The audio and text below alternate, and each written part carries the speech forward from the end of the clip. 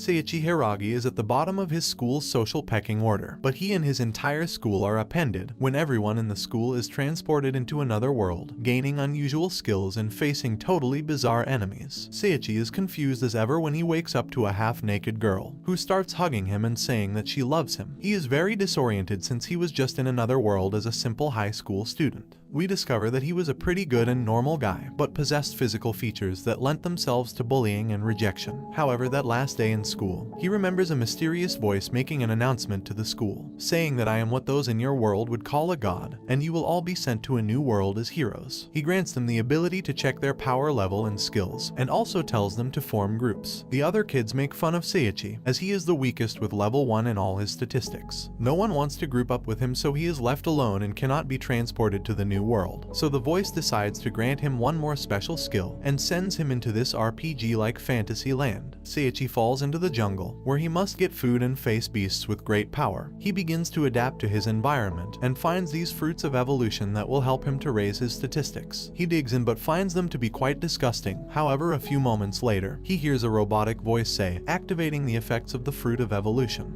Nothing happens, so he goes to look for more food and comes across these beasts. He panics a little after noticing they are level 120, and he is only level 1, so he waits a while until they leave. After the beasts go, he rushes out the bush and finds lots of the special fruit, along with other things like an item box and high-grade recovery potions. After improving a little, he sees how with the help of the fruit, his physical condition begins to change, but he is still at level 1. Meanwhile, his classmates were sent directly to the city with all possible comforts. Here we see this group, who are Seiichi's only friends, but from an old school in the past. On the other hand, Seiichi has consumed many healing fruits, life items and relics. After ranking up a couple of his abilities, a monkey comes out of nowhere and attacks him. He drinks a healing potion, but the monkey is too strong, and just when it looked like it was over for him, a stink cloud comes off of Seiichi and kills the monkey. Loot drops from it which ends up increasing his skills, and also finds a book containing the following information. Clever monkeys are monsters of great intelligence that live in high-level dungeons. They possess knowledge of herbs, and are capable of both alchemy and creating tools. He doesn't know how he can read the book since he's never seen this kind of writing before,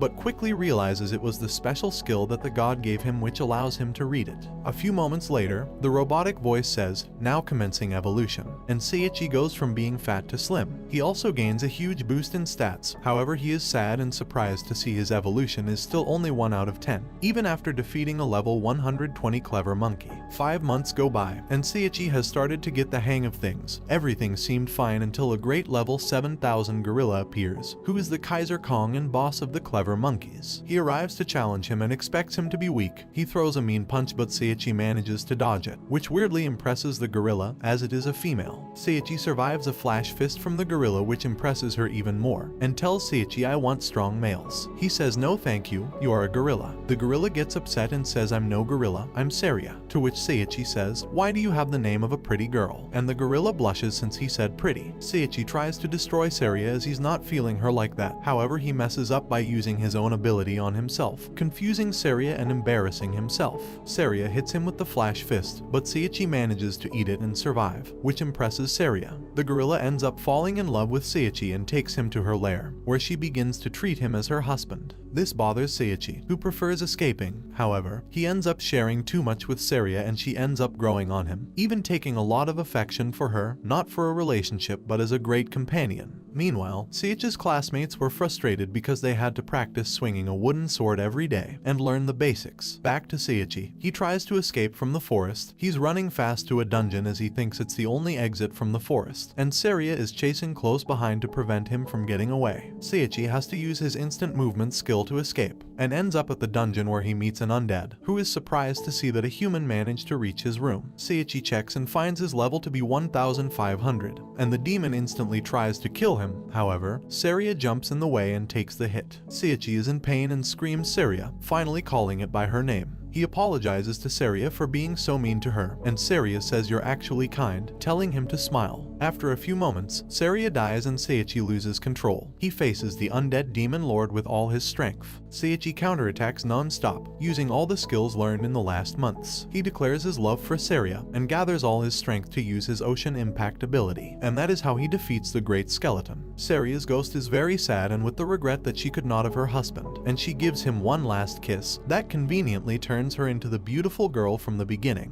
which turns out to be the reward from defeating the Demon Lord, and also allowed him to level up and achieve his final evolution. His face changes and even his voice, thus forming the evolved protagonist who will break into this adventure. All of a sudden, a cute little thing called Mr. Sheep appears, who acts as an intermediary between levels and announces the rewards for completing the dungeon. They are being teleported to the outskirts of the forest, so Mr. Sheep gives Seiichi a helmet that later turns into a robe and Saria a simple dress. Saria is excited as she's never been outside the forest before, and Seiichi can't wait to start his new adventure. They join the Adventurers Guild, where the teachers ask him to pass an entrance exam, with a girl named Altria. At first, she seems like a mean and militant person, but it doesn't take long for us to discover that she only intends to do good. Altria manages to create a connection with Seiichi and Saria, opening up with them and gains more confidence in them. They take the exam required by the guild, where they both do well. However, things get complicated when they fall into a trap that teleports them to a dungeon full of tricks, where Seiichi and Saria are separated from Altria by a wall. Altria encounters some enemies and dangers on the other side, but manages to hold her own. Meanwhile, Seiichi gets objects and improves his statistics. Altria ends up meeting the Black Dragon God, who is, according to humans, a formidable beast, and whoever runs into him has the worst luck. Altria says, "I'll show you how I earn the name Calamity," and uses all her strength to let out an epic attack on the dragon. However, she seems to be no match for it as he counters her easily, and says to her, "Know your place." The Black Dragon God almost kills Altria, but just before it finishes her off, Seiichi appears and epically saves Altria. But not only that, he faces the legendary Black Dragon. He is a level 5000 beast and managed to hurt Seiichi several times, but when he gains confidence, he resorts to his techniques and skills learned, so the combat takes a different turn, and the dragon ends up being defeated by the same sword that was used when Seiichi was weaker. Here they claim their rewards, and Seiichi gains tons of power points, leveling up multiple times. They leave the dungeon, where Altria begins to blame herself, as her luck is negative 2 million.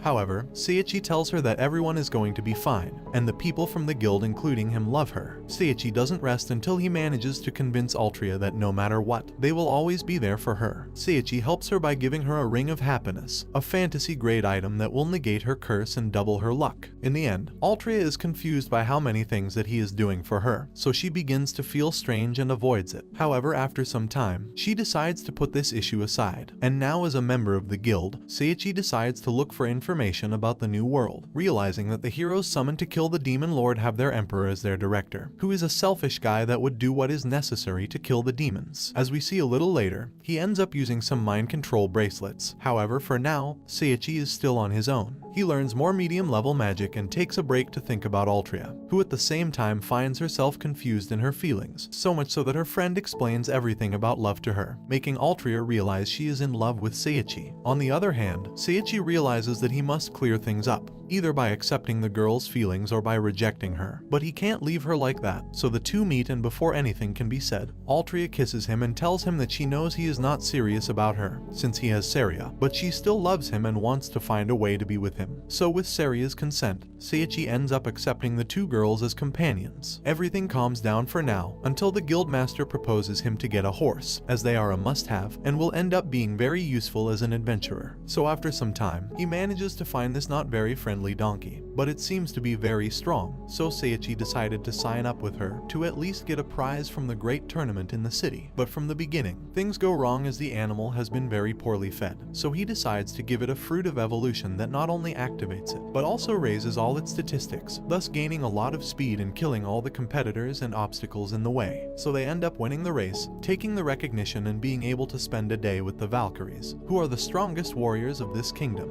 After eating the fruit of evolution, the donkey turns into a human girl, who is basically in love with our protagonist, so now he has the record of 3 girls accompanying him. He shares some time with them, until the Valkyries come take him away to the king's castle, where he can see how skillful the Valkyries are and his skills can be tested. The one who stands out the most is Louise, who is the most powerful as she ends up challenging 6 at one time. Seiichi thinks he has no chance, but we already know that the statistics are not an accurate measurement of his power, so not only does he manage to dodge all all the attacks perfectly. He also manages to disarm her, thus earning the respect of the girl, as he is the first one who did something like that to her. So with help of an infiltrator, the demons send an assassin to the kingdom to attack the king. The girl ends up being captured by the same six, but the crime is already done, and the king is seriously hurt. Seiichi uses his knowledge and manages to invert the curse bestowed upon the king, leaving him practically unharmed, becoming an ally of the kingdom. Meanwhile, Seiichi's classmates are being treated more and more as slaves by the emperor, who only wants to send them to die against the devil. We discover that the emperor took the little assassin from an ancient race, that they themselves led to extinction, leaving only the little one that they would train to serve the evil old man.